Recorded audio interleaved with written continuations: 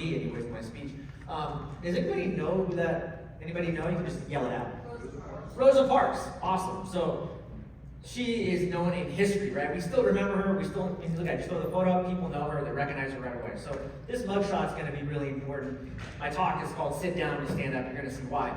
Now, when Doug introduced me, and even my slide, it says I was a holistic health coach, but here's the thing, I wasn't always, for most of you don't realize this, I haven't been a holistic health coach my whole life. It's really probably been only the last 3 years. I was forced to, I've been studying holistic health and doing certifications for the last 10 years, but really like launching my business has only been the last 3 years. And so for many of you, you already have a leg up on me, you're very good at what you do. Maybe you're like very intuitive, right? I'm sure that you kind of develop this intuition with clients, and when they come in, you just like know, you're just zoned in, you're like, oh, I know exactly what's going on with this person. Well, I'm still developing that myself, I'm still harnessing that. One of the things I did get really good at, because I haven't always been a health coach, I got really good at making split-second decisions that literally can end someone's life, either mine or theirs, if I make the wrong decision. And I got really good at chunking and parsing down information, and I had to get good at it because, again, my career wasn't a holistic health coach. This was me in October 2021. I was a San Francisco police officer. And I've been doing that for 15 years. So again, I got really good at making split-second decisions, and I had to because it was either my job, my career, or someone's life, even worse, right? And I started actually out, for the first 6 years of my career, I started out as an Oakland police officer. Anybody know Oakland, California? Yeah, it's, Oakland's not known like San Francisco for its amazing restaurants and food. They're known for this thing called Sideshow, where cars get together and they just do like 100 cars take over intersections. And it's one of the most violent cities in the nation. It's probably top 5 always in violent crime, murders, homicides, things like that. And matter of fact, 5 years in Oakland, what most people will say, and I think the FBI even did a study on this, 5 years in Oakland is like equivalent to 20 years of career for an officer. And the reason being is because it's just the amount of calls. They've always been understaffed, and the amount of calls you see per volume is just enormous. And so it ends up being like a 20-year career. So I worked there for 6 years. My first year and a half out as an Oakland police officer, I was in an officer-involved shooting. It was 3 in the morning. It was my Friday. Now, as a veteran cop, I know there's 2 hours left in my shift on a Friday. I'm not doing anything. I'm not looking for cars. But I was a rookie. I was zealous. I wanted to change the world. And so we saw a vehicle that was suspicious and weaving out of control, it looked like. It looked like probably a drunk driver. My partner and I thought, big deal, we'll go arrest this person and head off to our shift. Well, that didn't happen. The car takes off in a high-speed chase, going 60, 70 miles per hour down Fruitvale Avenue at 3 in the morning. Luckily, there's no cars out. The vehicle spins out of control. I'm driving. I'm able to catch up to the car. At this point, the driver, again, loses control of the car, and we catch up to him, and I can see the driver, and he's doing this, like with the gear shift. And he's trying to do something. Something's going on. He can't get the car to work. He must have slipped out of gear or something. So my partner jumps out of the car who I was with, and he challenges the suspect. By challenging him, he gives him commands with his gun, and he's telling him to give up right now and show us his hand. Now the suspect has one of 3 things he can do. He can either A, he can just comply, he can B, run away, or C, he can fight. Little did we know, we had no idea about this car or this person. We had no idea. Little did we know that the suspect actually committed a murder about 2 hours prior to us pulling him over. Okay, it was a robbery that had went bad. We had no idea. He was hopped up on every kind of methamphetamine you can imagine. Cocaine, ecstasy, heroin, everything. They did a toxicology report afterwards and found that out. So again, he's doing this with the gear shift, and I'm thinking, okay, we're probably gonna get in another high-speed chase. It's gonna continue, it's not done. Out of nowhere though, he jumps out of the car, and he starts to run across the hood of the vehicle. Very atypical for a suspect. Even though I'd only been a year and a half as a cop, that's atypical behavior. Again, there was a beautiful stretch of land he could have just kept running to. He decided not to. He decided to run towards my direction, the driver's side, towards my direction. Which, again, it doesn't really happen. But maybe again it was the drugs, I don't know. As he's running across the hood of the car, I start to get out of the vehicle. And as he's doing that, he reaches down to his waistband. Now, we don't know what he was doing. Most likely now, if we were to go back in time, most likely he was just pulling up his pants because he was getting ready to run. Well, my partner perceived that action. My partner had been in an officer-involved shooting just 6 months prior.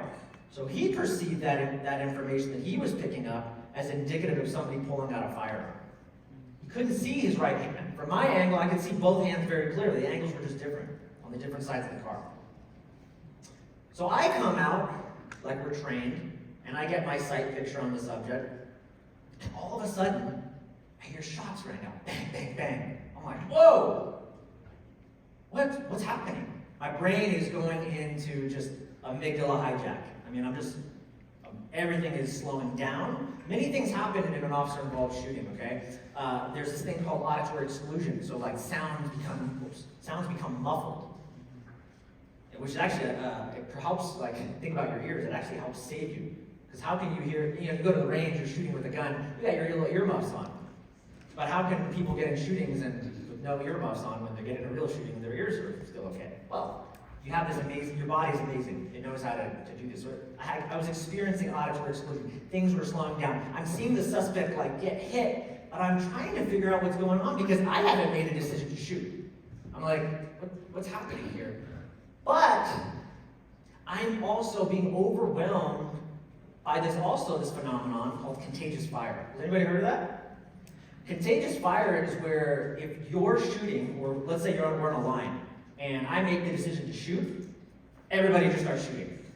A lot of people don't believe in it. They're like, yeah, no way. I'm telling you right now, I experienced that in full effect. I'm watching this, I hear shots go out, I haven't made a determination to shoot. My amygdala is freaking out because I'm thinking, I'm gonna die. There's a threat going on, and where's the threat? What am I not seeing? And so my brain is just telling me, just pull the trigger. Just pull the trigger because that would be a lot easier and you can figure it out later. I'm not doing it to be negligent. I'm not being a heartless person because I just want to kill this person. I'm literally like thinking, I'm not seeing the threat, I'm not picking up, but my partner sees the threat. So he knows something I don't know. I should just fire my gun.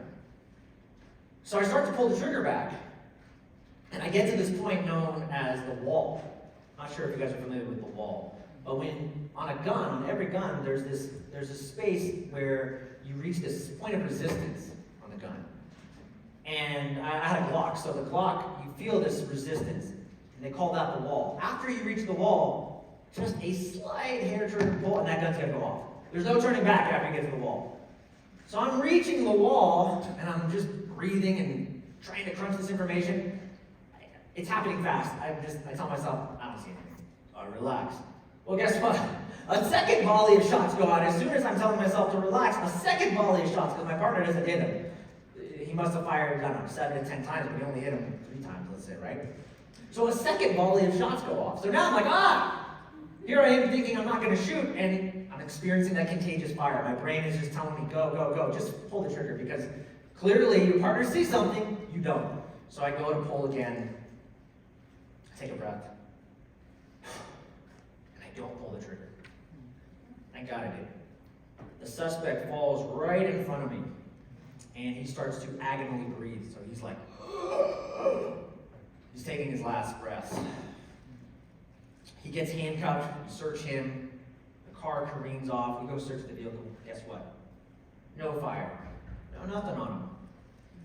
My partner loses his job. They fire him over that. They said that was excessive force. He gets fired. They almost fired me, actually. I didn't get fired. They almost did, though, because they thought I was maybe some kind of accomplice in the crime. It gets really crazy. It became a very big political thing. A very high-level lawyer took the case, who's very well known in the Bay Area, took the case, and I was looking at getting sued and all this stuff. But I didn't. I made the decision not to shoot. Thank God I didn't. I tell you this story because the idea of contagious fire, and many of you, maybe some of you in the military, but you're probably not going to experience it, right? Unless you're in the military, or you're on the battlefield, or you're a police officer, you're probably not going to experience contagious fire. You're not going to experience that. But one of the things you might experience in your practice, in the world in general, is this thing called groupthink.